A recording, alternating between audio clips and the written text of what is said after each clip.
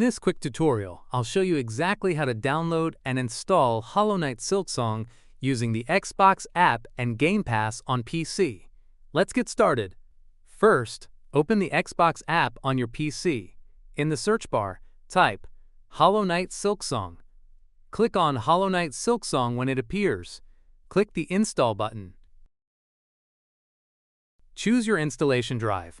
Press Next to begin the installation. Now, just wait while Hollow Knight Silksong is downloaded and installed on your PC.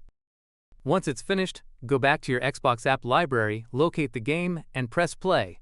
At this point, you should be able to jump right into Hollow Knight Silksong. And that's it!